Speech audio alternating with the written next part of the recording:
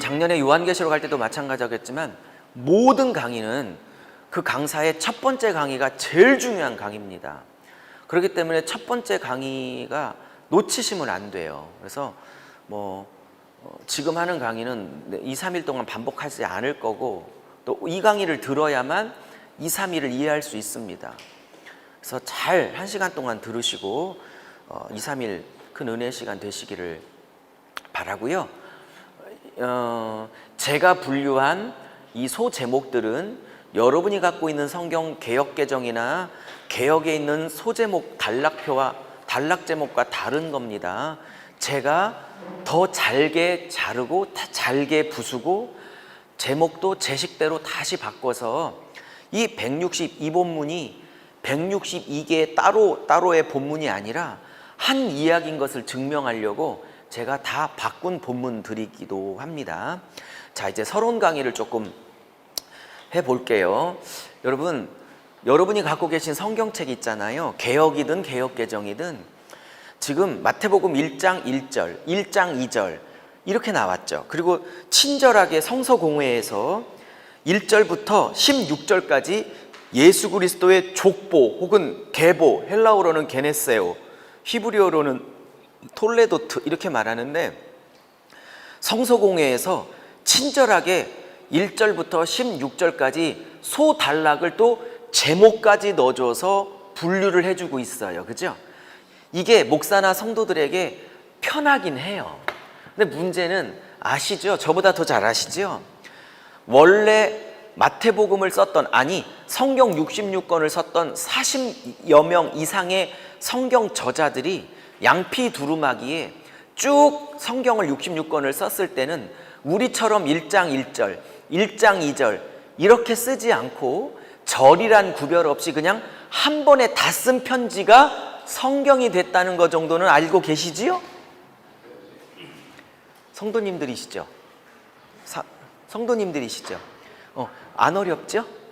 네, 제가 성도님들 기준으로 지금 강의를 하고 있어요. 보세요. 그러면 우리나 1장 1절, 1장 2절 이렇게 생각하지 원 저자들은 1장 1절, 1장 2절 쓴 적이 없어요. 그죠?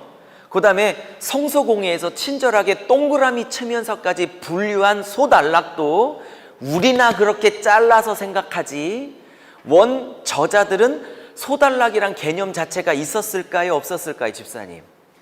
없었겠죠. 그럼 양피 두루마기 한 번에 다 썼겠죠. 그죠? 근데 우리는 이거를 다 잘라서 생각하죠. 성서공회에서 잘라줬으니까 동그라미 쳐서. 그러면 성경을 다 잘라서 생각하는 게 맞아요? 한 번에 쭉 보는 게 맞아요? 결혼하시기 전에 우리 여자 사모님들이나 집사님들은 그 연애할 때 연애 편지 받아 보셨죠? 한 번에 쭉 그 애인이 썼죠. 그거를 잘라서 쓰지 않았죠. 결론은 결혼해달라는 거였잖아요. 해봐도 별건 없지만, 그죠? 우리나 마태복음을 1장 따로 2장 따로 그렇게 생각하지 원 저자는 장절 구별 없이 더군다나 성서공회에서 동그라미 친 소단락 제목도 관계없이 한 번에 1장 1절 예수 그리스도의 계본이라 부터 시작해서 볼지어다 내가 세상 끝날까지 너희와 항상 함께하리라 라는 마태복음 마지막 장 마지막 절까지 한 개념으로 한 흐름으로 한 맥으로 쫙 썼기 때문에 이것을 3일 동안 한 맥으로 한 이야기로 하나의 흐름으로 다 살펴보고자 하는 것입니다. 이해하셨죠? 이런 얘기는 작년에 와서 수도 없이 하고 갔기 때문에 약하도록 하겠습니다. 작년에 못 들으신 분은 유석영 목사라고 치시면 작년 여기 이 세미나 이 장소에서 했던 것이 그대로 다 올려주셨기 때문에 우리 전수사님이 작년 강의를 꼭 들으시기를 바랍니다. 작년 강의가 굉장히 중요했어요. 올해도 할 수 있지만 시간이 너무 많이 가서 그냥 마태복음으로 바로 진입하고자 합니다. 이해하셨죠? 자, 그러면 제가 아무리 진입하려고 해도 기본 서론 강의는 있으니까 자, 한번 해볼게요. 작년에 제가 와서 이런 얘기를 했어요. 성경을 볼 때 잘 안 나오네. 굵게 나오는 게 없을까요? 성경을 해석할 때 소위 우리 신학하신 분들은 성경 해석론을 얘기하는 거고, 우리 평신도 집사님들이 계시니까 성경을 보는 눈이라고 할게요. 성경을 보는 눈, 성경 해석학을 얘기하는데, 저도 이제 MDB도 하고 박사과정도 하고 있지만 학문적으로 말하면 크리티시즘이에요. 무슨 역사비평, 문화비평, 수사비평, 편집비평, 뭐 이런 수사비평, 이런 비평학들을 얘기하는 건데, 이런 비평학 개념은 학문으로서는 너무 재밌는 거죠. 너무 재밌더라고요. 그러나 실제로 일주일에도 10번 이상을 설교해야 될 현장 설교자들에게는 이런 학문적인 크리티시즘이 목회 현장에 도움이 되느냐? 그렇진 않아요. 저는 가리키고 있고 섬기고 있는 대상이 전 세계에 있는 목사님들 대상으로 이렇게 섬기고 있기 때문에 현장 설교자들에게 꼭 필요한 3가지 눈에 관해서 작년 10월에 와서 몇 시간을 강의를 했습니다. 꼭 들으십시오. 작년 강의 유튜브에 들어가서. 그러면 제가 작년에 이런 얘기를 했어요. 성경을 보는 눈 첫 번째 3가지 뭐냐? 첫 번째, 전체 구조를 보셔야 된다. 전체 구조를 봐야 된다. 이거를 소위 숲을 봐야 된다라고 흔히 얘기하죠. 근데 기억나세요? 작년 제가 했던 강의, 전체 구조를 보는 방법 중에, 안 나와서, 전체 구조를 보는 방법 중에 첫 번째, 가장 흔한 방법, 99.9% 주석서에서 나오는 가장 일반적이고 흔한 방법이 뭐냐? 바로 주제별로 보는 방법이라고 말씀을 드렸어요. 내용별로 보는 거예요. 내용별로. 그래서 예를 들어 마태복음이면 많은 사람들이 동의하기를 사복음서가 예수님을 얘기하고 있어도 복음서가 4권으로 쓰여졌다는 건 똑같은 예수님의 33년 반의 인생을 다루지만 4명의 저자를 통해서 4권을 하나님이 쓰게 하셨다는 건 예수님의 생애를 4가지 각도로 4가지 색깔로 조명하고자 하시는 성령 하나님의 의도가 있는 것이지요.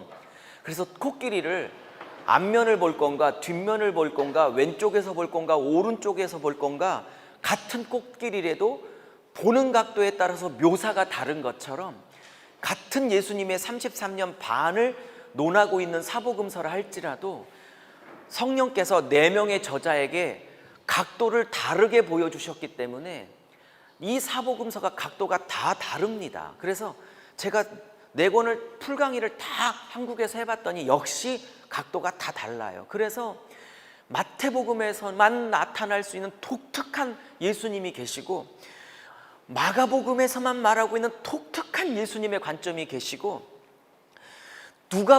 저는 누가복음을 너무 사랑하는데요, 누가복음도 끝내줍니다.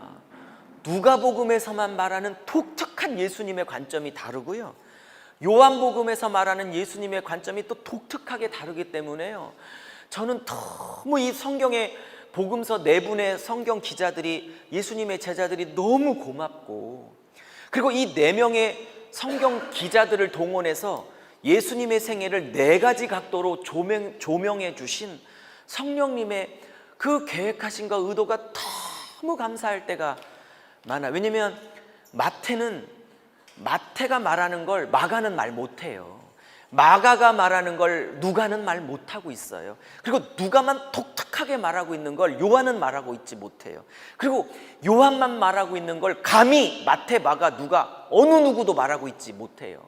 만약에 이 4사람 중에 한 분이라도 빠졌으면 예수님의 어느 한 각도가 비어버렸을 텐데, 이 4분이 그리고 있는 예수님의 각도가 물론 한 분의 예수님을 그리고 있지만 각도가 너무 독특하고 너무 영록하고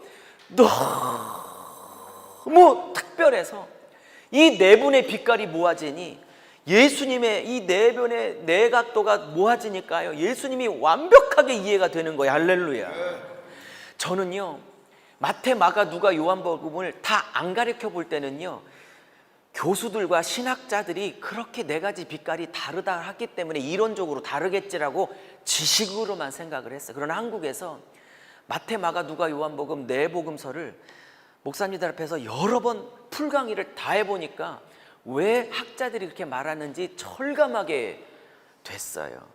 그래서 어떤 분은 복음서 중에 어느 한 복음서만 보면 됐지 뭐. 아니요, 몰라서 하는 소리고요. 제가 다 강의해 보니까 마태복음 정말 끝내주는데요, 마가복음을 강의하니까요 막 미치겠는 거예요. 그리고 누가복음을 강의하니까요 마태, 마가에서는 알 수 없었던 예수님의 관점이 나오기 시작하는데요, 누가복음만의 독특한 빛깔과 그 영롱함이요 마태와 마가는 못 따라오는 거예요. 무슨 말인지 이해 가세요? 제가 그래서 66권을 한 권씩 한 권씩 다 가리키고 있는 사람인데요, 제가 뭘 느끼냐면 막 창세기를 가리킬 때는요, 목사님들과 함께 많을 때 가리키는 저나 함께 나누시는 선후배 목사님이나 막 그 창세기에서 드러나고 있는 복음의 빛깔 때문에 막 미칠 것 같은 거예요. 그막 창세기만 하겠대, 창세기만. 그러다가 이제 한 달이 지나 출애굽기로 이제 모였어요. 한 40-50명이 대전 저희 교회에서. 그리고 3일 동안 출애굽기를 다 배웠어요. 그런데 막 출애굽기에서 나타나고 있는 복음의 빛깔이, 반지의 색깔이, 보석의 빛깔이, 출애굽기의 빛, 아멘 할 때까지 해봐야 돼. 작년에는 아멘 잘했는데 멤버가 바뀌어서 그래. 다시 해볼게요. 출애굽기에서만 나타날 수 있는 이 출애굽기라는 반지의 보석의 빛깔이 너무 영롱하고 너무 독특해서요 막 미칠 것 같은 거예요. 그래서 막 출애굽기가 다인 줄 알았어. 그리고 이제 한 달이 지나 레위기로 모였어요. 대전에서 한 40-50번이. 거기에 총신, 감신, 뭐 침신, 순복음, 성결, 정통교단 다 옵니다. 그래서 레위기를 강의를 했어요. 한 3일간. 근데 레위기에서 말하고 있는 그 복음의 빛깔이요, 창세기와 출애굽기에서는 볼 수 없는 영롱한 빛깔이 나오기 시작하는데 막 뭐 미치겠더라고요. 그래서요 어떤 분이 66권을 이렇게 3-4년 유목사한테 다 배워야 되냐 그래서, 유목사한테는 안 배워도 되는데 누구한테든 간에 다 배워야 된다. 그건 꼭 저한테는 안 배워도 돼. 그렇지만 꼭 배워야 된다. 이유가 뭔 줄 아냐? 제가 해보니까 66권이 한 색깔, 즉 다시요, 66권이 단 한 분, 예수 그리스도가 세우시는 하나님의 나라를 말하는 그 공통 주제는 하나인데, 그 66권의 보석의 빛깔들이 완벽하게 다 달라서 뭘 놓치기에는 너무 영롱한 거예요. 여기에 미쳐서 자비량으로 전 세계를 다니고 있는 거라고. 여기에 미쳐가지고. 저도 은사에 미칠 때 있고요, 아내 만나기 전에 여자에 미칠 때가 있고요. 송혜교 미칠 때가 있었고요. 뭐 대학 다닐 때 외대 나왔는데 노태우 전두환 시절 때 화염병 많이 던졌거든요. 주사파는 아니었어도 주사파랑 싸웠던 심상정 계열의 PD파였기 때문에 화염병도 어마어마하게 던졌고, 운동권 출신 목사이기도 하고 운동에 미쳐본 적도 있습니다. 명동을 저희 집사마 명동에서 잔 적도 많습니다. 화염병 던지느라고. 여러 가지 미쳐봤는데요, 제가 나이 올해 50인데요 제가 50년 살면서 미쳐본 것 중에 성경만큼 사람을 미쳐버리게 만드는 게 없더라니까요. 다른 거 미치면 부작용이 어마어마하게 많은데요, 여자에 미치고 돈에 미치고 성에 미치고 마에게 미치면 인생 망가져, 가정 망가져, 다 망가지는데요, 아무리 미쳐도 온전해지고 멀쩡하고 건강하고 더 아름다운 게 성경이더라니까요. 은사 받고 싶어서요, 한국에서 내노라는 안수해준다는, 임파테이션 하면 바로바로 방언 오고 예언 오고 투시 오고 환상 임파테이션 해준다는 기도원장을 안 찾아가 본 적이 없어요. 은사 받고 싶어갖고. 한때 은사에 미쳐가지고 또 받은 적도 있어요. 근데 아무것도 아니에요. 말을 또 이렇게 말했더니, 저 토론토인가? LA인가? 제가 7도시를 다녀와서 어딘지 헷갈리는데, 또 어떤 목사님한테 엄청 혼났어요. 은사 아무것도 아니라고 그래갖고, 또 은사 엄청 좋아하셔갖고, 또 그분이 말을 또 제가 잘못했죠. 아무것도 아닌 게 아니라, 제 말은 말씀이라는 영롱한 보석이라는 그 영롱함에 비해서 비교할 게 없다는 뜻으로 아무것도 아니란도 했는데, 제가 또 말을 잘못하고 엄청 혼났어요. 정정. 그 어떤 것에 미쳐도 부작용이 많았는데요, 성경에 미치니까 너무 아름다워지고 너무 온전해지고 너무 건강해지고 너무 정상적이고 너무 인격적이고. 제가 전 세계를 이렇게 자비령으로 다니고 있는 이유가 뭐냐, 어제 최학정 목사님하고도 말씀 나눴지만 한 분의 선배님, 한 분의 후배님이 나온다, 한 분의 집사님이 나온다 할지라도 저처럼 성경에 미치고 싶다라는 선후배 혹은 성도님들 한 분만 얻을 수 있다면 기꺼이 다니려고 하는 것입니다. 그러기에 마태복음은 미치기에 딱 좋은 복음서라고요. 제가 66권을 거의 다 가리켜본 입장에서 마태복음만큼 제 논리를 입증하기 좋은 책이 없어요. 근데 많이 못 오셔서 안타까워서 그래요. 이걸 하게 되면 10년이나 20년 후에나 하게 될 것 같아요. 왜냐면 다음에 또 보석 같은 게 많아서 또 다른 걸 해야지. 자, 제가 왜 이렇게 길게 끌었냐면 요거 올 때까지 기다린 거예요.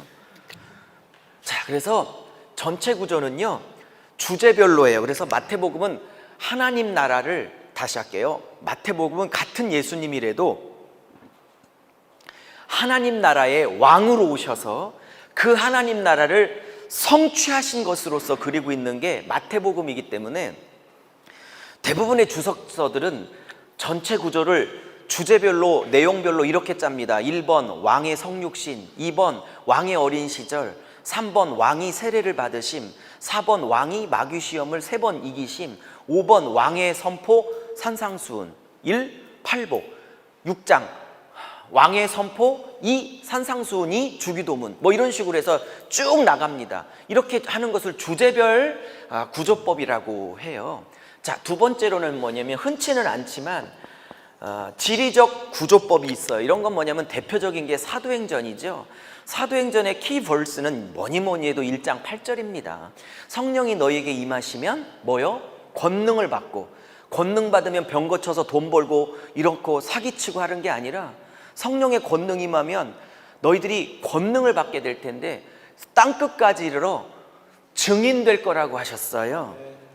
저는 거기서 사도행전도 제가 꼭 할 건데요, 사도행전도 막 미치도록 영롱하거든요. 복음이 막 미쳐요, 미쳐. 좀 믿어보세요. 안 미칠 것 같아도 믿음으로 해봐요. 그냥 아멘 좀 해봐. 미친다니까.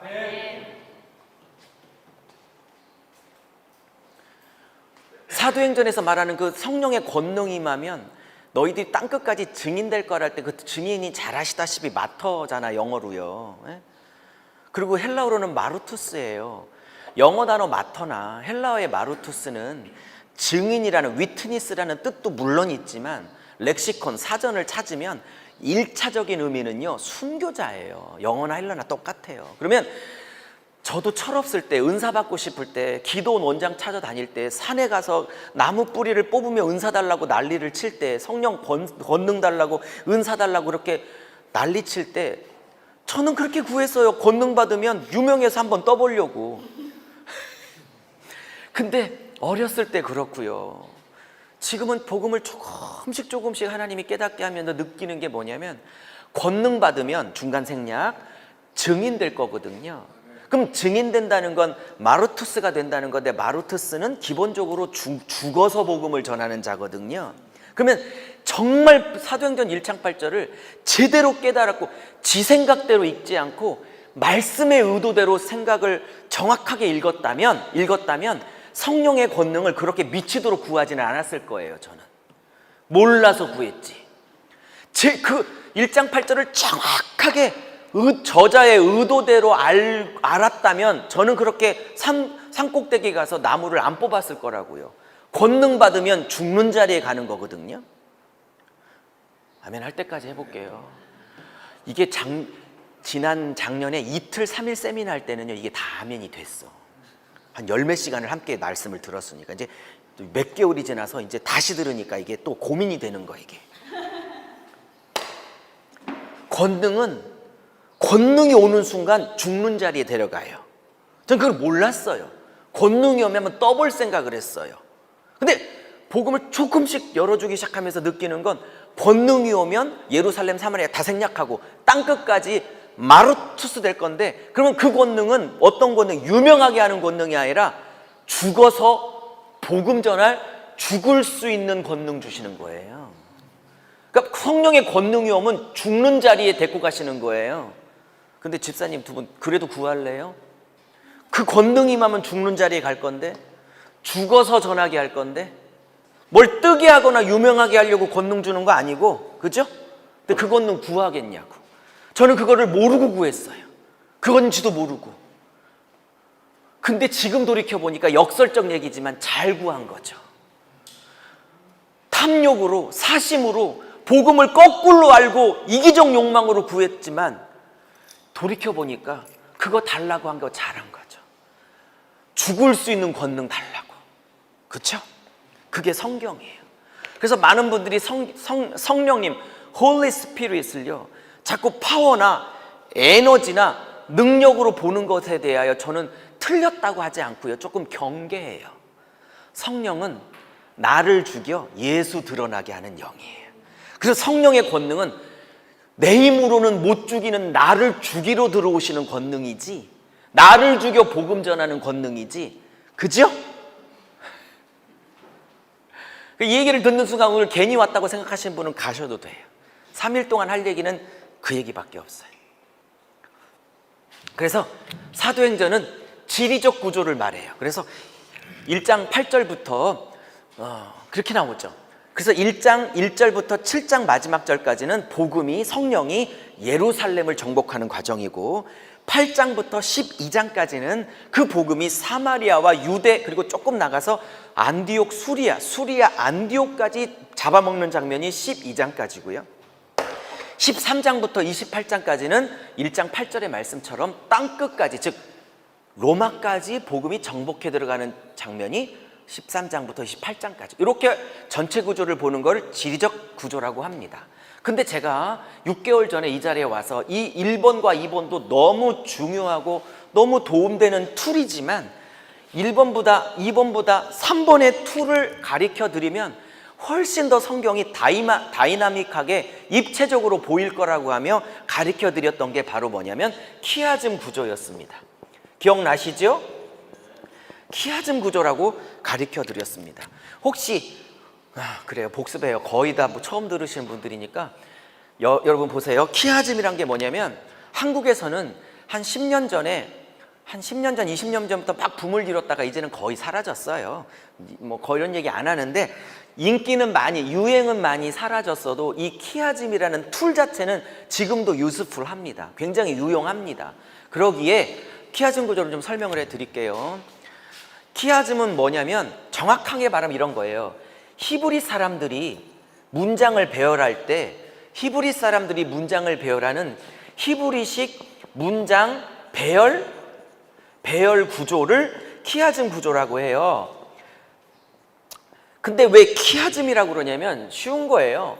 여러분, 영어의 X처럼 생긴 게 옛날에 신학교 다닐 때 알파, 베타, 감마, 엡실론 이렇게 해서 쭉 하다 보면 저 뒤쪽에 영어의 X처럼 생긴 게 헬라어로는 키라고 읽었던 거 기억나시죠? 오래전 신학교 다닐 때 저게 우리 성도님들은 키예요, 헬라어로. 근데 이 영어의 X처럼 생긴 헬라어의 키라는 이 알파벳의 왼쪽을 쓰든 위쪽을 쓰든 오른쪽을 쓰든 이런 키라는 알파벳을 사용하여 문장의 구조를 짠다. 그래서 키아즘 그러고요. 학교마다 달라요. 어떤 학교는 동심원 구조, 어떤 학교는 제일 흔한 말로는 대칭 순환 구조, 어떤 학교는 대칭 병행 구조, 어떤 구조는 그냥 대칭 구조, 뭐 교차대꾸법 여러 가지 말로 쓰고 있지만 그냥 영어로는 그냥 키아즘이라고 하는 거고요. 더 쉽게 설명하면 이런 겁니다. 안 어렵죠, 우리 성도님들? 예. 여러분 보세요. 만약에 저는 이제 쓰고 있는 언어가 한국어하고 영어밖에, 조금 영어도 잘 못하지만 어쨌든 한국어가 영어를 보면요, 이 히브리 사람들을 제외한 나머지 세계를 헬라어라고 하잖아요. 헬라 세계. 근데 히브리 세계를 제외한 헬라 세계의 어떤 언어적 구조를 보면요, 대부분 그래요. 영어나 한국어뿐만 아니라 다 그래요. 저도 이제 영어 선생 15년 했기 때문에 수능만 15년 가르쳤잖아요. 그러면 수능을 시험 보면요, 한국 수능이 안 쉬워 여러분. 정치부터 막 우주, 천체, 막 과학 다 나오기 때문에요.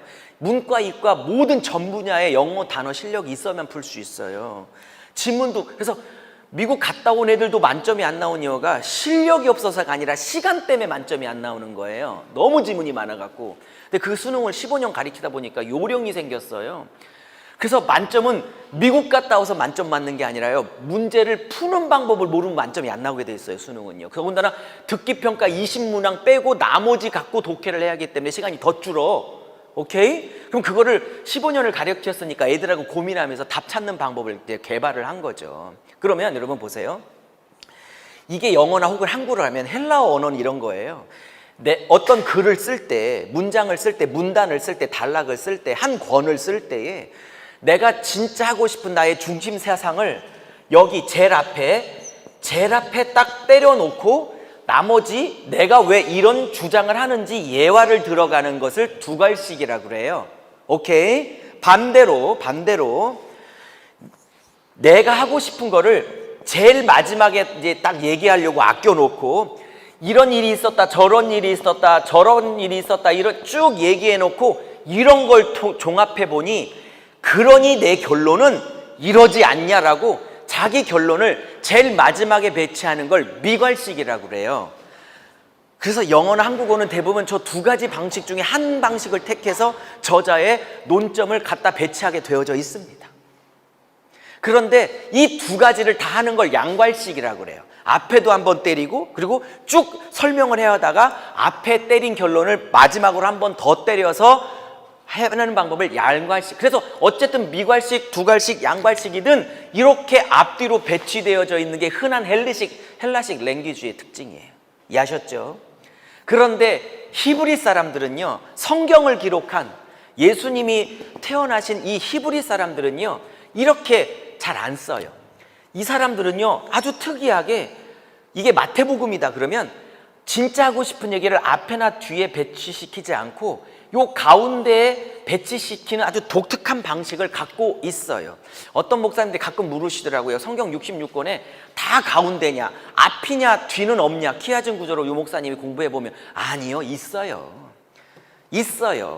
있는데 대부분은 가운데다가 하고 싶은 얘기를 배치하고 있는 구조가 많아요. 이게 지금 마태복음이니까 마태복음으로 줄이면 이게 지금 1장부터 28장까지가 마태복음 전체잖아요. 그죠?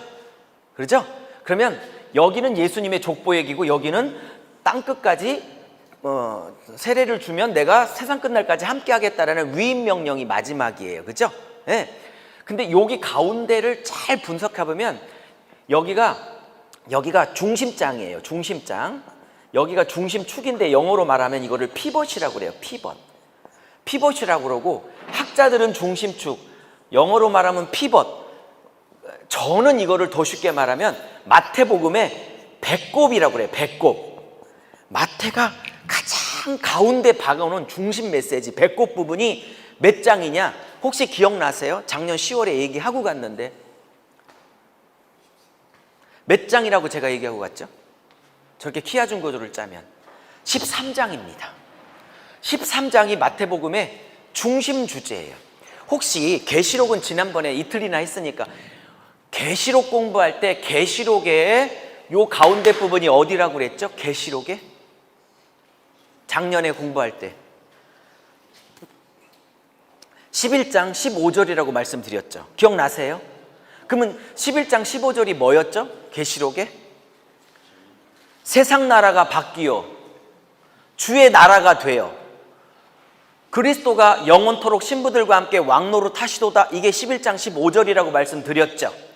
그러면 요한 계시록의 키아즘 구조가 배꼽 부분이 11장 15절이라는 거는 1장부터 22장까지 요한계시록을 썼던 사도 요한의 진짜 핵심 메시지는 베리칩도 아니고 아마겟돈 전쟁도 아니고 곡가마곡 전쟁도 아니고 두 짐승도 아니고 용이란 나쁜 사탄놈도 아니고 저자 사도 요한의 계시록의 중심 내용은 뭐다? 창세기 3장에 뺏긴 당신의 나라를, 세상 나라를 원주인에게 되돌리는 일, 그죠? 그 나라가 완전히 원주인에게 되돌려지면 원주인이 신부들을 아내로 삼아 영원토록 왕노릇 하실 것이다. 이게 계시록의 중심 메시지지 베리칩이 중심 메시지가 아닌 거죠. 이렇게 따지면 마태복음은 여기가 13장입니다. 마태복음 13장이 마태복음의 핵심 메시지입니다.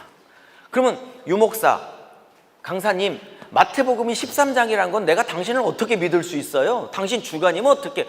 뭔 주관이에요? 제가 마태복음 하나 강의하려고 마태복음 주석서만 40권 넘게 읽었다니까. 제가 한 권을 강의하려면 적어도 30권, 40권 다 읽습니다. 그냥 강의하지 않습니다. 그러면 마태복음의 전 세계적인 기라성 같은 학자들이 일괄적으로 다는 아니어도 조금씩 부분씩은 다르지만 이 공통되게 일치하는 부분들은 있어요. 특별히 마태복음은요, 키아즘 구조는 이 13장이 마태복음의 중심 키아즘 배꼽 부분이라는 거는 마태복음의 전공학자들은 거의 다 일치하고 있는 부분이에요. 그러면 마태복음 13장에 도대체 무슨 내용이 나오길래 마태복음 13장이 키아즘 구조라고 하냐? 그러면 이런 거예요, 여러분. 네. 이렇게 쭉 하면 책을 사신 분이나 강의안을 사신 분들은 다 나와 있어요. 안 쓰셔도 돼요. 다 나와 있는데 A, A-, B, B-, C, C- 이렇게 쭉 나올 거 아니에요? 그러면 제 기억이 맞다면 여기가 중시한 부분이 G 같은데요. G. 네, 맞네요. G 맞네요. 요 중심 부분이 G예요. 이 G가 13장이에요. 그러면 13장이 혹시 기억나시나요? 얼른 보시든지요. 13장이 내용이 뭐죠? 좀 보세요. 예수님이 천국은 이와 같으니라고 천국 비유를 몇 개 하시죠? 따라해 보세요. 씨알 건우 보증그천. 제가 청년 집회 가서 이거를 빨리 발음했더니 얘들이 방언이냐고 묻더라고요. 방언 아니고요. 씨 비유, 알곡 비유, 겨자 비유, 누룩 비유, 보아 비유, 진주 비유요. 그물 비유요. 천국에 서기관 된 제자 비유요. 씨알 건우 보증그천 8개 천국 비유가 이게 예수님의 설교만 딱 묶어놓은 건데요. 이게 13장 배꼽입니다. 이해하셨죠? 그러면 기라성 같은 학자나 제가 봐도 마찬가지인데 이게 배꼽에 차지하고 있다는 건 마태가 진짜 말하고 싶은 건 뭐냐? 예수가 세울 하나님 나라가 어떤 나라인가를 말하고 싶은 거예요. 그죠? 그러면 이게 G라면 앞부분 A와 A-는 뭘 하고 있느냐? 이게 기가 여러분 보세요. 잘 보세요. A, B, C, D, E, F, G, H, I, J, K, L, M, N 이런 식으로 썼다면 이 알파벳이 다 논리가 연관이 된다는 뜻이에요? 다 각자란 뜻이에요? 다 각자란 뜻이죠.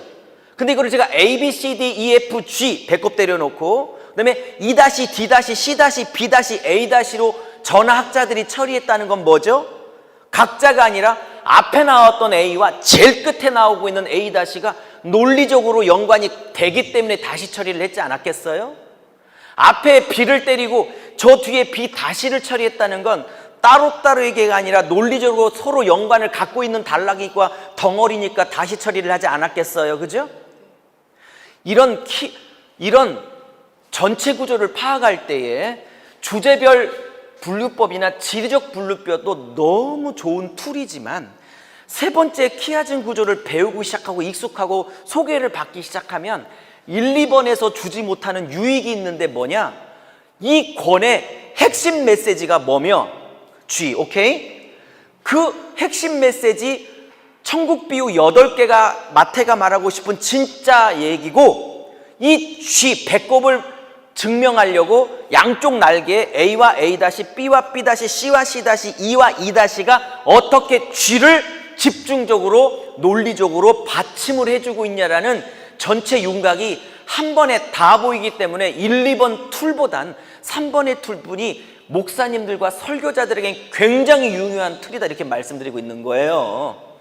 그러면 이것을 혼자 못하니까 와서 들으시라는 거예요. 혼자 못해. 해서 드릴 테니까 들으시라고. 자, 그러면 일단 13절 하고요. 두 번째 성경을 보는 눈 두 번째. 근데 이 키아즘 구조가 가장 기가 막힌 게 바로 마태복음이라고요. 설명할 거예요. 이따 한번 쉬고 본격적으로 들어가면.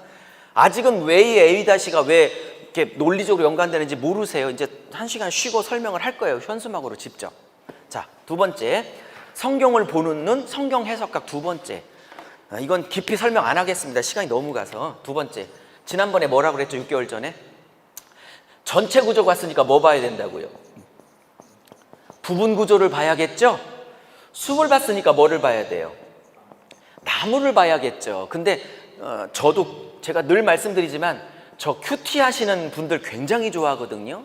큐티 하신 분들 만나서 얘기하면요, 깊어요. 오랫동안 말씀을 깊이 끓였다 나오는 그 내공은요, 배울 게 많습니다. 근데 큐티 하시는 형님들 되게 좋아해요. 말씀이 깊어요. 근데 큐티 하시는 분들이 본인들이 본인 입으로 얘기하는 게 있어.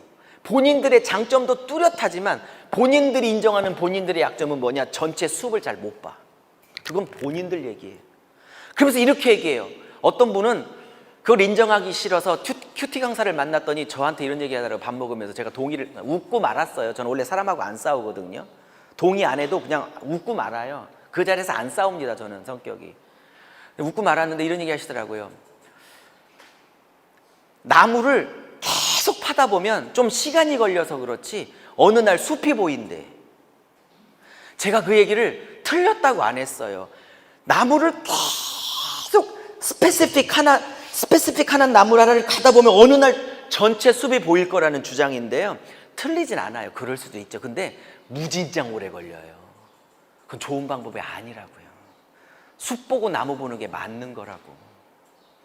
우리 집사람은요, 우리 집사람하고 성격이 저거 달라요. 예를 들을게요. 저는 필리핀 가자 그러면 마닐라가 좋을까? 바교가 좋을까? 이러면 마닐라 그러면 최학종 목사님 교회가 좋을까? 우리 김동조 목사님 교회에서 신세 지는 게 좋을까? 미리 다 준비하고 전체 숲을 다 먼저 보고 그 다음에 이제 필리핀 마닐라 공항에 떨어져요.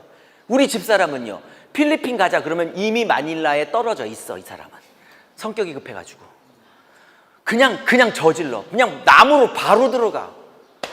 그렇게 하는 거 아니에요. 성경은 전체 숲을 다 보고 그게 파악되면 하나하나 개별 나무를 치고 들어가야 되는 것이라고. 근데 이런 1번을 안 하고 2번으로 바로 뛰어들어. 안 된다니까요. 안 돼. 안 돼. 그래서 절과 단어 막 이런 데 꽂히는데 너무 존경하고 좋아하지만 방법이 우선순위가 바뀐 거예요. 순서가. 두 번째, 저도 MDB 다닐 때 히브리어 헬라어 학점 따려고 다닌 거 말고요, MDB 졸업하고 목사가 돼서 진짜 성경을 원문으로 보고 싶어서 헬라어와 히브리어를 몇백만 원씩 따로 내고 사사를 받은 적이 있어요. 그래서 원어도 꽤 공부를 했는데 여러분, 이 부분 구조에 목숨 거는 것 중에 원어 공부에 목숨 거는 분들이 계세요. 이것도 너무 좋죠. 저는 1번도 2번도 너무 좋다고 생각. 그 대신 제가 불만은 뭐냐, 원어를 공부하니까 너무 깊어져요. 한글과 영어 성경이 찾아낼 수 없는 깊고 깊은 의미를 원문은 말하고 있더라고요. 근데 혹시 원문에 관심 있는 분들 제가 높아지면서 말하는 건데, 헬라어나 히브리어는 문법, 그래마 공부를 하시면 안 돼요. 문법을 공부하는 게 아니라 스트럭처를 공부해야 되는 거예요. 구문론을 가지고 문장을 풀어내야지 문법 공부라는 뜻이 아니에요. 이건 깊은 얘기니까 나중에 얘기하는 거고요. 이것보다 더 중요한 게 있어요. 1번과 2번도 중요하지만 1번과 2번이 빛을 발하려면 세 번째가 꼭 있어야만 1, 2번이 빛을. 이것도 6개월 전에 와서 정말 피 튀기면서 얘기하고 갔습니다. 정말 강조를 어마어마하게 제가 했어요. 뭐라고 그랬죠? 단락과 단락의 맥을 읽는 소단락의 맥들을 쫙 뚫어야 돼요. 무슨 말인지 하셨습니까? 예를 들어 요한계시록은 1장부터 22장까지지만 제가 세보니까 83단락이에요. 그리고 마태복음은 1장부터 28장까지지만 제가 분석해보니까 160단락이 가까이 돼요. 물론 이 160단락이라는 건 제 기준이지 세는 거에 따라 조금씩 다를 수는 있겠죠. 제가 셀 때는 그 정도 나왔다는 뜻이에요. 근데 문제는 아까도 말씀드렸지만 여러분, 원 저자가 이 성경을 쓸 때는 장절 구별이 처음부터 없었고 성서공회에서 말하는 동그라미 소단락 제목 표시도 없었기 때문에 이게 생긴 건 12세기에 랭턴 주교가 장을 구별하고 15세기에 스테파노스라는 인쇄소 직원이 절을 구별해서 장과 절이 1장 1절, 1장 2절, 마태복음 1장 3절에는 장절 구별이 처처로 나왔던 최초의 성경이 1555년에 최초의 성경이 나왔기 때문에 랭턴 주교가 장을 구별하기 시작한 12세기 전까지 1000년간은 원 저자들이 썼을 때는, 물론 원본은 없어졌지만 원 저자들은 한 번에 썼지 장절 구별이 없었습니다. 이해하셨죠? 이해하셨죠? 그러면 다 잘라서 생각해야 돼요? 한 번에 다 봐야 되는 게 맞는 거예요? 그 얘기를 하려고 하는 거예요. 그래서 3번이 돼야 1, 2번도 빛을 발하기 시작한다는 거예요. 이거에 대한 예화는 작년에 와서 굉장히 많이 얘기를 했습니다. 작년 동영상 꼭 보시고요. 이 예화는 실제로 진행하면서 증명할 게 너무 많으니까 하면서 증명하는 것으로 뒤로 순서를 밀어 놓겠습니다. 자, 세 번째. 성경에서 요거까지만 하고 쉬어요. 세 번째. 이 세 번째 설명은 지금 한 20분 할 건데요. 마태복음을 이해하는데 너무나 중요합니다. 자, 세 번째 성경을 해석하는 거 뭐? 첫 번째, 전체 숲 봐라. 두 번째, 숲 보면 나무 봐라. 근데 나무 볼 때도 이게 너무 중요하다. 여기도 1번도 3번 중요하다. 하면 세 번째는요. 이건 정말 중요한 건데 반이 뭐냐면요. 자, 우리 졸리니까 따라해 보세요. 원독자 관점. 네.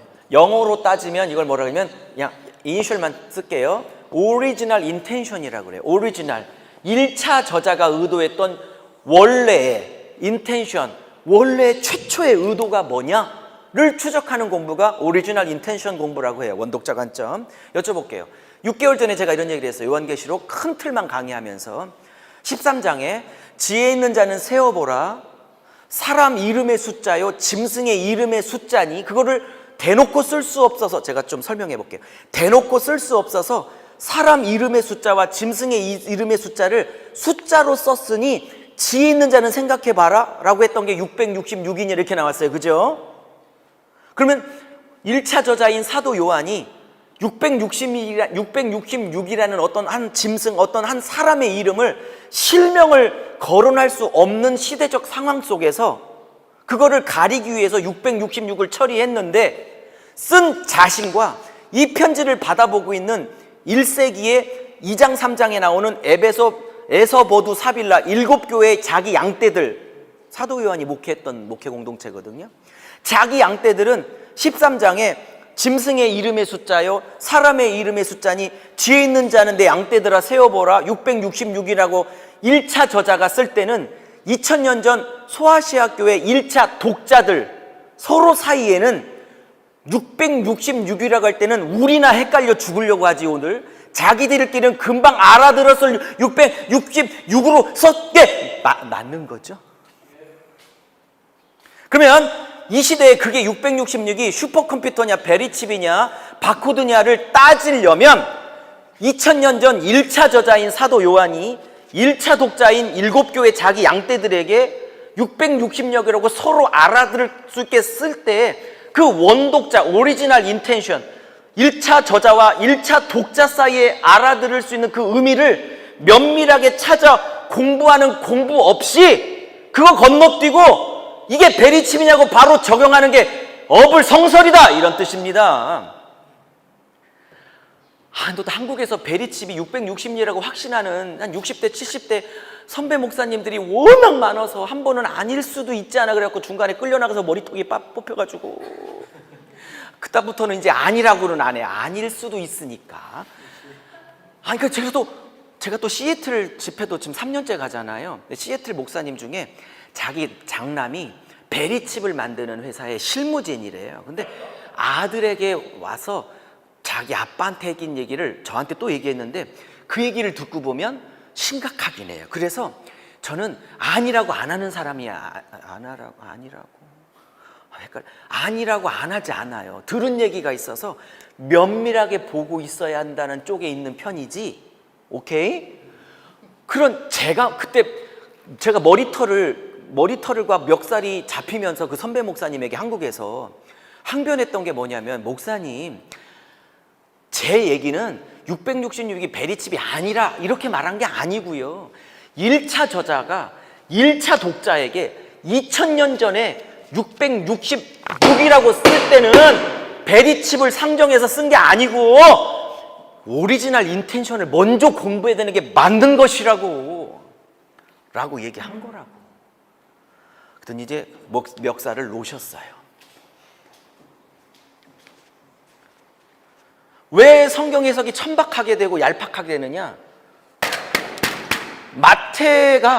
마태복음을 썼던 예수님의 제자 중에 하나인 마태가 자기가 목회를 하고 있었던 안디아 수리옥 쪽에 있을 거라고 추정되고 있는 자기 목회지 양떼들에게 이 28장까지의 편지를 쓸 수밖에 없는 마태 자신의 현실이 있었어요. 그걸 쫙 설명해 드려요. 이 현실을 모르면 마태복음 해석이 불가능한 거예요. 이걸 모르니까 마태복음 설교를 건들면 안 되는 거라고요. 다 배워야 되는 거라고. 그래, 성경을 1번 중요하고 2번 중요한데요, 3번은요 마태복음 안에서는 절대적이고, 이 3번 원독자 관점을 면밀하게 공부해야 되는 건 요한계시록은 더더욱 그렇다는 거예요. 이 공부 안 하고 666이 베리칩이냐 슈퍼컴퓨터냐 이렇게 드립다 대고 하는 게 아니라니까요.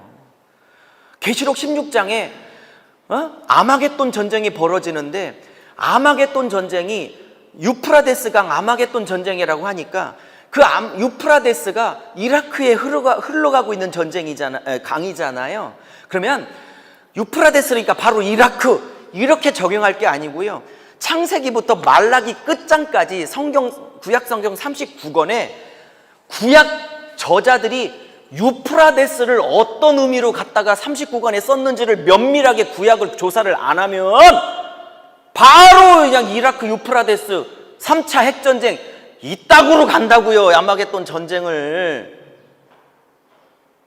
그러면 구약에서 유프라데스라는 강이, 특별히 이사야서에서 여호수아서에서 하나님이 아브라함에게 아브라함 언약할 때 유프라데스를 왜 언급했는지 면밀한 공부 안 하면 그냥 유프라데스 강에서 이라크에서 3차 핵전쟁이 아마겟돈이겠네? 이렇게 천박하게 갈 수밖에 없다니까, 해석이. 아니라는 게 아닌 게 아니라. 무슨 말인지 아셨죠? 그래서 이 3번은 무진장 중요한 겁니다. 그래서 1번과 2번은 성경 자체만을 공부해도 되는 거지만 3번 공부는 성경만 갖고 되는 게 아니라 1세기 공부, 히브리 사람들의 문화적, 역사적, 지리적 배경의 그들의 민족성, 마태가 목회했던 마태 공동체의 성격, 마가가 목회했던 마가 공동체의 성격, 누가가 목회했던 누가가 양떼를 맡고 있었던 누가의 양떼는 어떤 사람인지, 요한이 목회를 하고 있었던 요한 편지를 받고 있는 요한복음의 독자들은 어떤 사람이 있는지, 독자들을 그 독자들도 면밀하게 공부해야 되는 거예요. 예? 근데 그 공부를 혼자 하기 어려우니까 와서 들으시라는 거예요. 먼저 했으니까.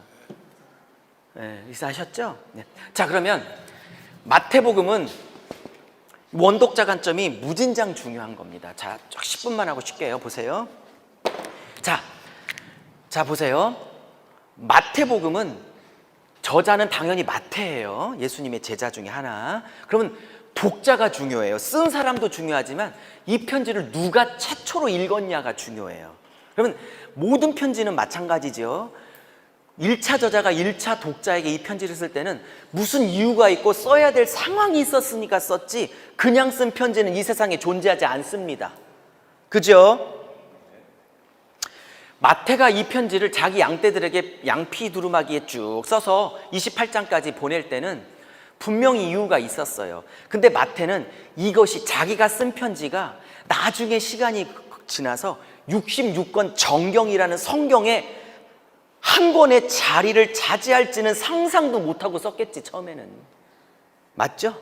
근데 이 성령의 간섭하심으로 자기 목회 공동체에게 쓴 이 편지가 성경이 돼버린 영광을 얻게 된 거죠.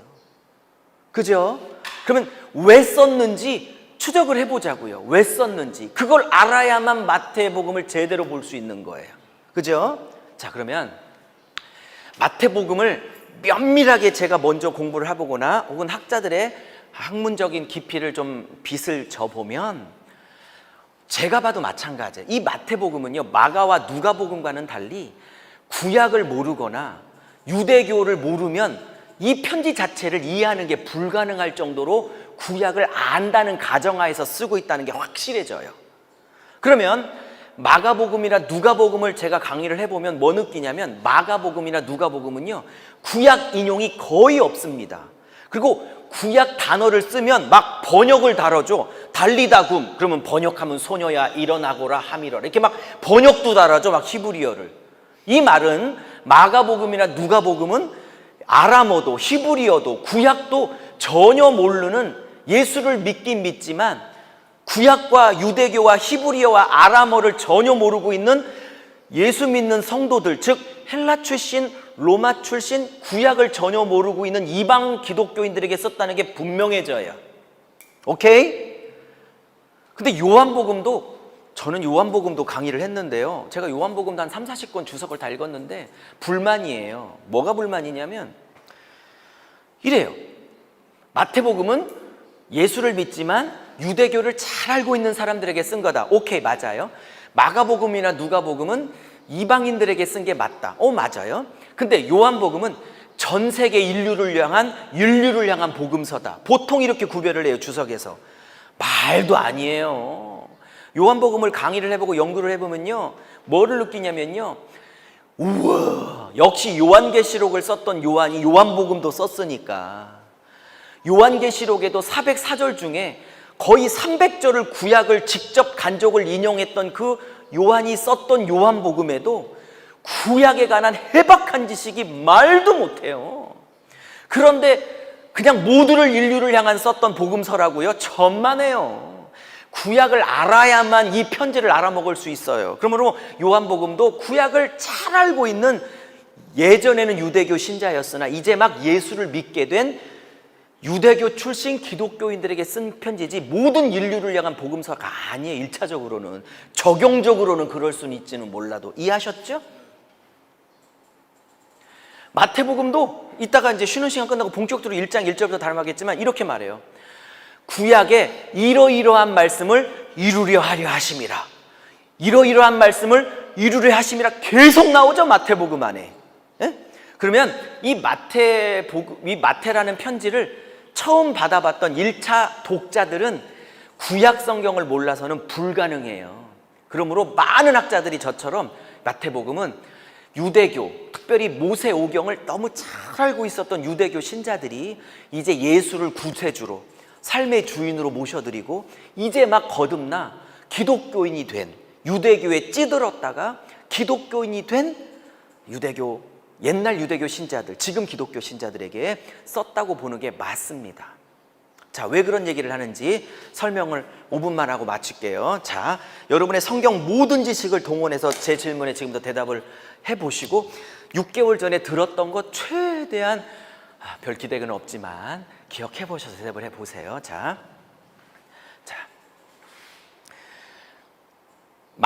다시요.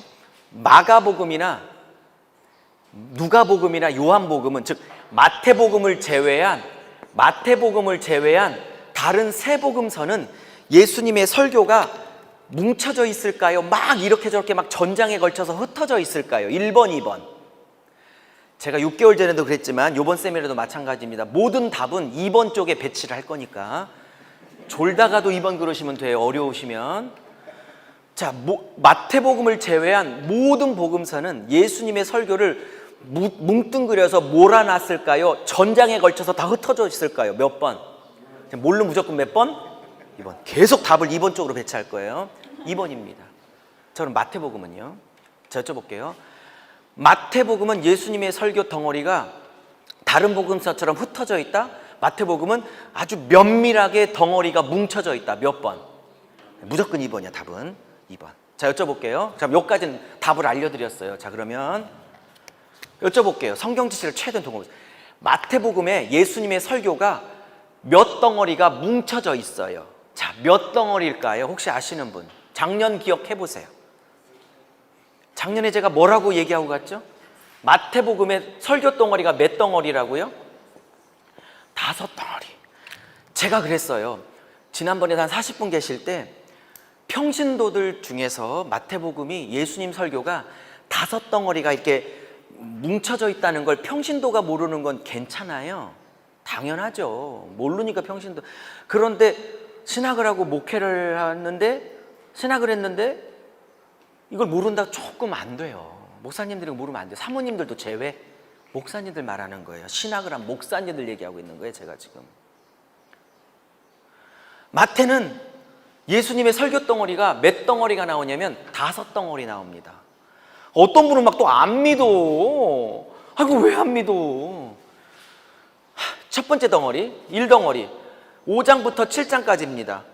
소위 그 유명한 산상수훈이 첫 번째 설교 덩어리입니다. 여기에는 예수님이 어떻게 사셨다라는 예수님의 행적이 단 한 절도 안 나옵니다. 100% 설교 묶음입니다. 근데 재미있는 건 다른 복음서에서는 요 5장, 6장, 7장에 있는 예수님의 산상수훈이 다른 복음서에서는 막 전장에 스캐터드 막 다 흩어져 있습니다. 여쭤볼게요. 다른 복음서에서는 다 흩어져 있는 예수님의 설교가 여기는 묶여져 있거든요. 저것도 5개로 정확하게. 1번, 쓰다 보니 우연이 됐다. 1번. 2번, 처음부터 마태가 의도적으로 그렇게 5덩어리를 묶으려고 작정하고 달려들었다. 몇 번? 여쭤볼게요. 그러면 의도적으로 작정하고 계획해서 저렇게 썼다면 저렇게 묶을 때는 의도가 있었지 심심해서 하진 않았을 거 아니에요? 그죠? 일단 해봅시다, 한 김에. 이게 첫 번째. 두 번째는요, 혹시 6개월 전 기억내보세요. 자, 두 번째 설교 덩어리 뭐죠? 자, 제가 할게요, 시간 때문에. 10장입니다 10장이에요 혹시 예수님이 12제자 파송하면서 주머니 차지 마라, 옷 2벌 이상 입지 마라, 전대 차지, 전도 설교했던 거 기억나세요? 전도할 때 이렇게 하라고 묶어놓은 게 10장이에요 자, 그 다음에 세 번째 설교 덩어리는요, 아까 공부했던 13장입니다 하나님 나라 비유 8개, 천국은 이와 같으니, 이렇게 나옵니다. 그러니까 13장은 아까 마태복음 전체 28장 키아즘 구조에도 중심이지만 5가지 설교 중에서도 중심이에요. 오케이? 그러니까 마태복음 전체에서도 13장이 중심, 설교 5개 중에서도 중심. 그렇다면 뭐냐면 예수님의 설교나 행적 전 삶이 뭐를 위해서 왔다는 걸 알 수 있어요? 이 필리핀에 하나님 나라 세우려고 오셨다는 걸 알 수 있다는 거예요. 할렐루야. 그러면 나는요, 나도 하나님 나라를 위해서 존재해야 하는 거지, 여기서. 자, 네 번째 설교 덩어리요. 몇 장인지 혹시 기억나세요? 우리 평신도 집사님들은 성경이 이렇게 치밀하게 구성되어 있구나, 요 정도는 아시면 돼요. 이거 다 잊어버리셔도 돼요. 우리 집사님들은 괜찮아, 다 잊어버려도 돼. 집사님들 괜찮아, 목사님 다 외우셔야 되고. 자, 18장은 설교 덩어리입니다. 여기에는 어느 것도 예수님의 행적이 없습니다. 자, 주제가 뭘까요? 18장은 교회가 뭐냐를 다룹니다. 특별히 교회가 어떻게 하나 될 건가를 다룹니다. 하나 되는 방법은 용서라고 그럽니다. 여기에 99마리 양과 1마리 양의 비유도 여기에 나오고, 1만 달란트 빚진 종이 지는 탕담 받아놨고 자기한테 100데나리온 빚진 거 용서 안 해가지고 나중에 거꾸로 감옥에 다시 갇히는 거, 그 비유도 다 여기 들어와 있습니다. 교회가 어떻게 하나 될 건가, 이게 18장입니다 100% 설교입니다. 자, 마지막 설교 덩어리, 5번째 설교 덩어리 몇 장이요? 24장에서 25장. 혹시 예수님 재림 직전에 있어질 자연적 영적 증상을 묶어놓은 혹시 종말론 설교라고 들어보셨어요? 핵심은 깨어있으라가 24장 25장의 주제의 핵심입니다. 자, 여쭤볼게요. 답은 몇 번이다? 24장 답은 몇 번이다? 무조건 2번. 쓰다 보니 우연히 저렇게 5개로 묶여졌다? 아니 2번, 의도적으로 5개를 작정하고 달라붙었다. 몇 번? 근데 주제 다 달라요? 막 섞여 있어요? 다 다르죠? 저게 우연이라고요? 아니요. 마태도 아니고요. 마태 안에 계신 성령이 저런 구도를 꿈꾸신 거예요. 에? 다시요. 이게 동의가 돼야 저랑 함께 공부를 할 수 있어요. 마태가 아니고요. 마태 안에 계신 성령이 저런 구도를 꿈꾸셨다고 저는 믿는 것이에요. 이제 쉬기 전에 더 깊은 질문이요. 마지막 질문이자 제 가장 깊은 질문. 자, 저까지는 이제 이해를 했어요. 오케이? 이제 그 다음이 더 중요해요. 왜 5덩어리로 묶었을까? 성령은, 마태는. 그게 더 중요한 거지. 4덩이도 괜찮고 6덩어리도 괜찮은데 왜 5덩어리로 묶었을까가 더 중요한 거예요. 50점. 왜? 그것도 60점. 자, 그럼 거의 다 답이 왔으니까 조금만 더 보태세요. 모든 편지는 1차 저자가, 1차 독자가 누군가가 제일 중요하다고 그랬죠?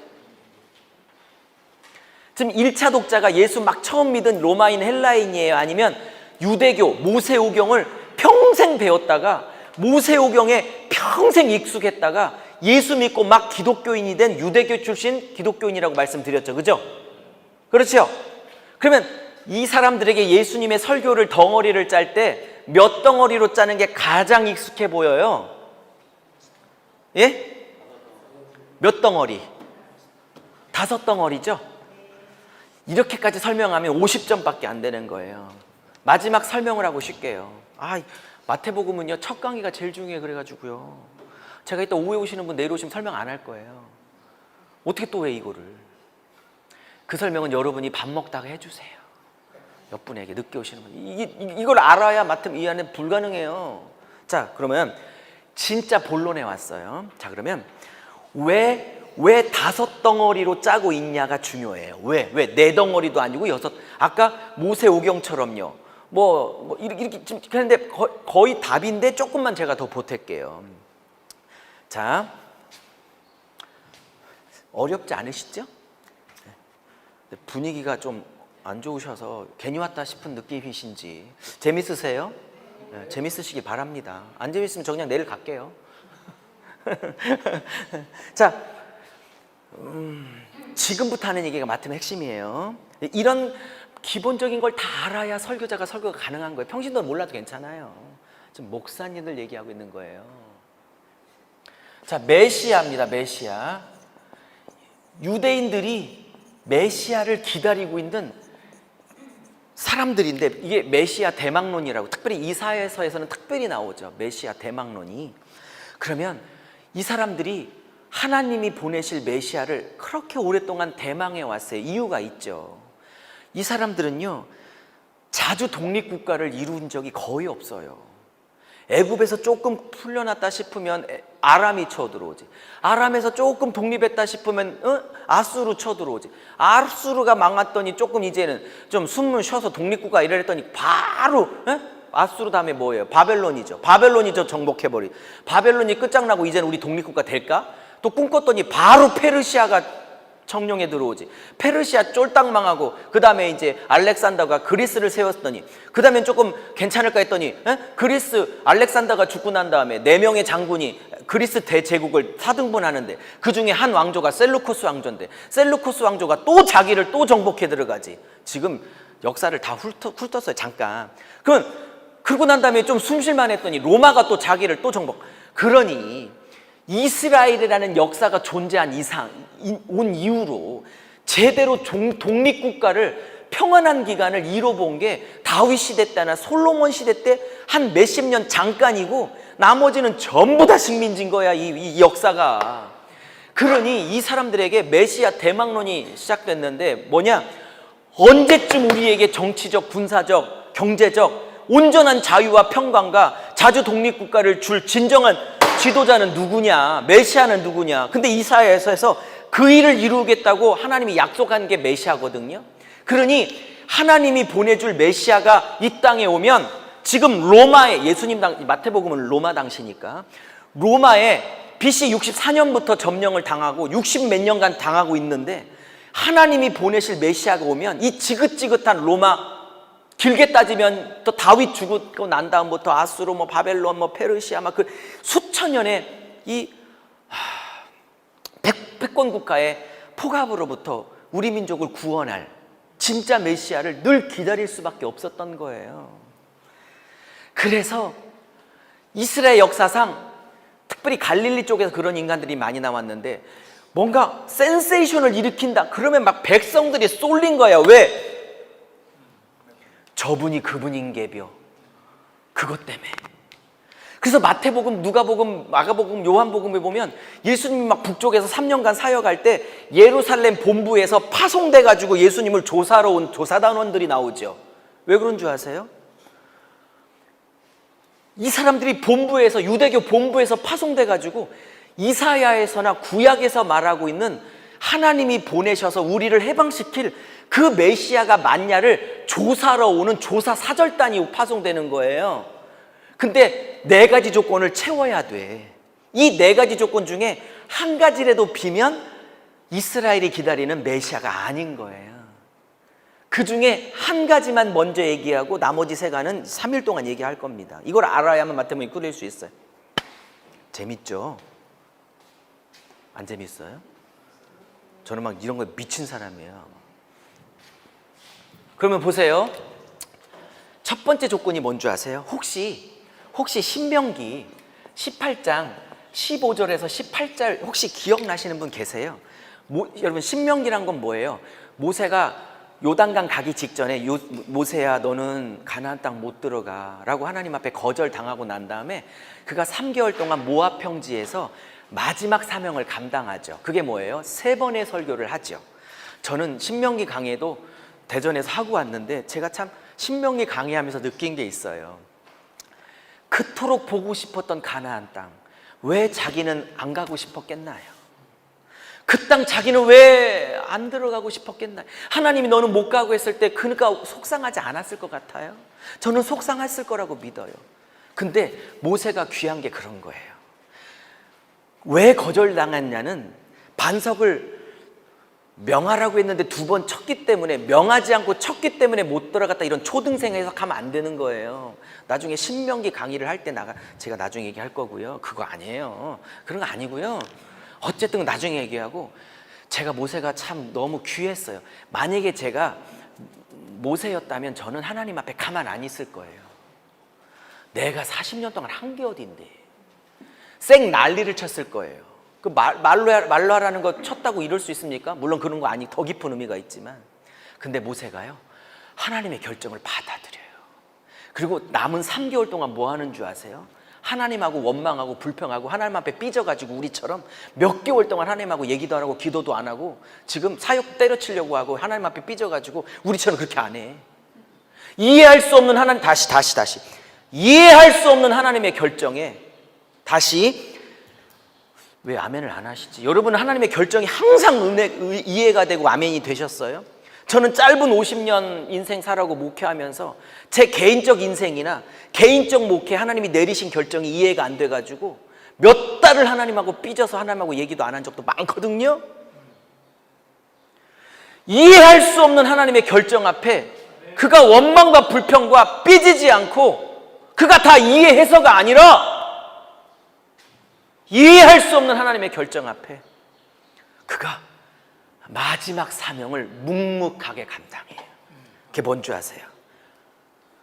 광야에서 태어난 출애굽 2세대에게, 그 사람들은 1세대 아빠 세대가 시내산 앞에서 첫 번째 율법을 받을 때는 없었던, 태어나지 않았던 사람들이니까, 그때 그 율법을 출애굽기 때 못 들었던 사람이니까 이 2세대에게 40년 전 선포했던 율법을 더 깊이 선포하고 설명해주는 신명기를 쓰게 되는 거예요. 그 3개월 동안 이해할 수 없는 하나님의 결정 앞에 삐지거나 원망하지 않고, 다 이해할 수 없을지라도 하나님 앞에 마지막 사명을 묵묵하게 감당하고 있다고요. 귀 있는 자는 알아들을지어다. 그게 3번의 설교를 묶어놓은 게 신명기입니다. 그러면 18장은 3번의 설교 중에 2번째 파트가 18장입니다.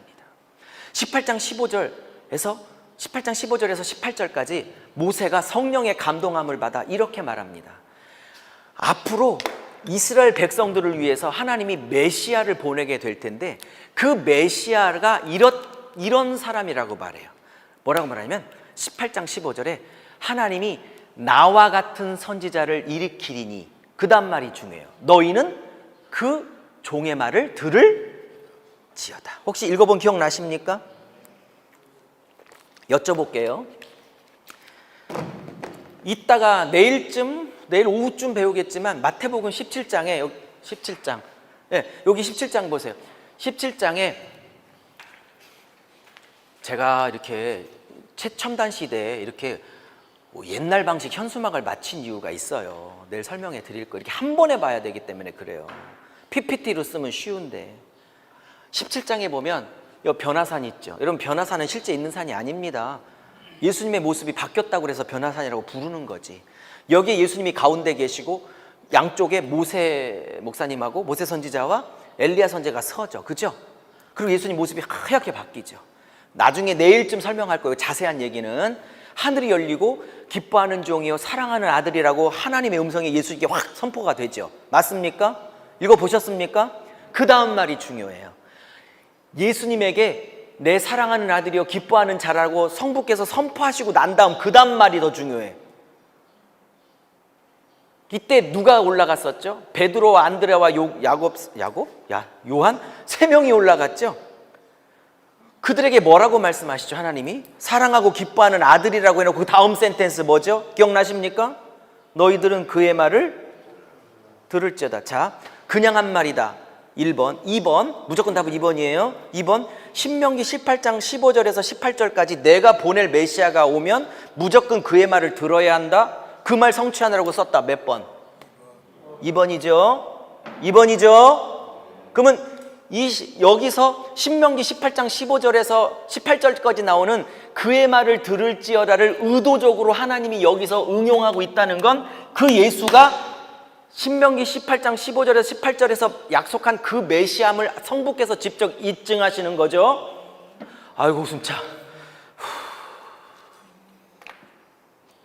재밌으시기를 바랍니다, 사모님. 이해하셨죠? 이해하셨죠? 성경이 안 단순해요. 와서 들으시라고 그냥 66권 전체를 다 와서 그냥 들어 그냥 들으면 돼. 와서. 그러면 자 보세요. 쉽게요. 좀 믿어주세요. 진짜 쉬워 이번에는. 믿어줘. 진짜 쉬워. 여쭤볼게요. 지금 제가 왜 마태 안에 계신 성령이 예수의 설교를 5덩어리를 묶고 있냐를 설명하려고 지금 신명기까지 끌고 들어간 거예요. 왜 5덩어리인지를 설명하려고. 그러면 메시아 4대 조건 중에 하나가 뭐냐면 모세가 말한 것처럼 말하면 나와 같은 선지자여야 돼. 나와 같은. 오케이? 이해하셨죠? 그러면 이때 나는 모세거든요. 그죠? 그러면 이스라엘 사람들이 수천 년 동안 저 신명기 18장 15절에서 18절 때문에 하나님이 보내실 메시아는 나와 같은, 다시 말하면 모세와 같은 일을 해내고 있어야 하나님이 보내시는 4대 조건 중에 하나를 성취한다고 믿고 있는 거예요. 이해하셨어요? 참 왜 5덩어리인지 답 다 드렸는데 왜 5덩어리로 마태가 예수님 설교를 5덩어리로 짰는지 다 말씀 다 드렸는데, 그러면 이스라엘 백성에게 메시아 4대 조건 중에 첫 번째 조건이 뭐냐?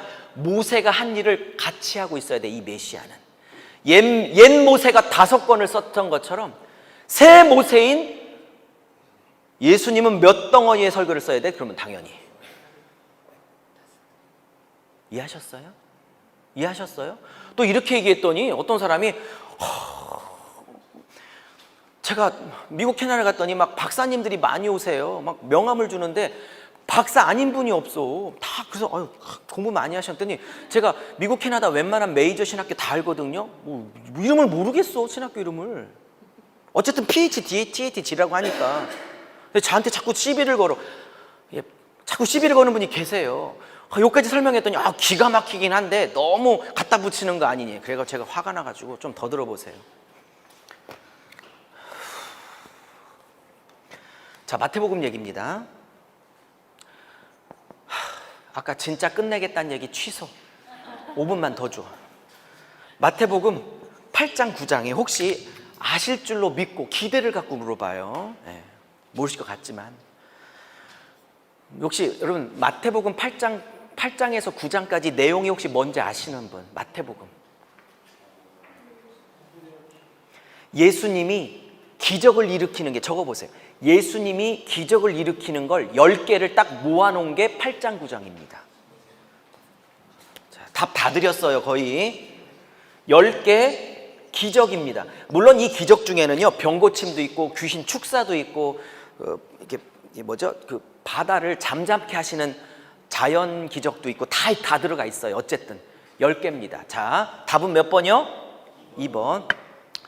쓰다 보니 그냥 우연히 10개가 됐다. 1번. 2번.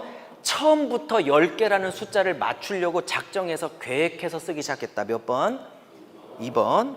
답은 2번입니다. 왜냐? 마가복음, 누가복음, 요한복음은 이 10개 기적이 전장에 다 흩어져 있습니다. 예를 들을게요. 또 안 믿어. 예를 들을게요. 첫 번째 기적이 문둥병 치유입니다. 그 다음에 두 번째 기적이 마태복음 얘기입니다. 8장. 두 번째 치유기 백부장 하인의 중풍병 치유입니다. 이게 묶여져 있습니다. 8장에. 근데 누가복음은 문둥병 치유가 누가복음 5장에 나오고, 그거 제가 써드렸어요. 여러분 교재. 백부장 하인 치유는 저 뒤에 7장에쯤이나 나옵니다. 누가복음에는. 이렇게 두 기적 사건이 다른 복음서는 막 다 흩어져 있는데 마태는 요거를 10개로 추렸어. 9개도 아니고 11개도 아니고. 이 10가지 기적은 다른 복음서에서는 다 흩어져 있는데 8장 9장에 몰아놨어요. 우연히 아니면 의도적으로 몰았다. 그건 확실하죠? 에? 확실하죠? 이렇게까지 했는데 어떤 분은 안 확실하대. 그래갖고 제가 등록비 돌려드리고 가라고 그랬어요.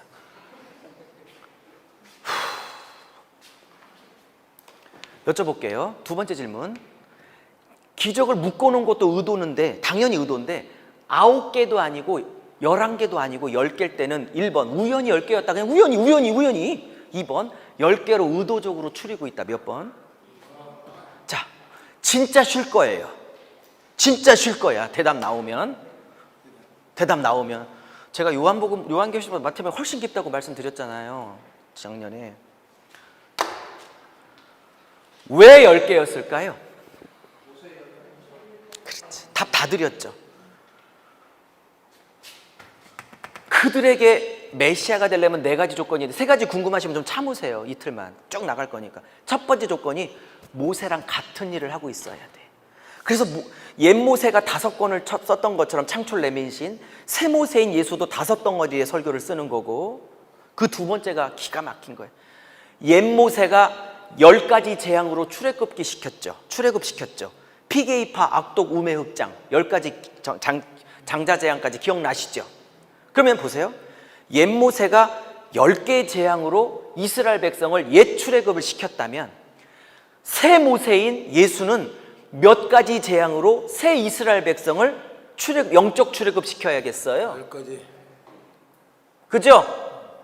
이런데도 우연이라고요? 이런데도 성경이 그냥 쓰여졌다고요? 목숨 걸어야 되는 거예요. 목숨 걸어야 되는 거라고 성경에. 설교자는.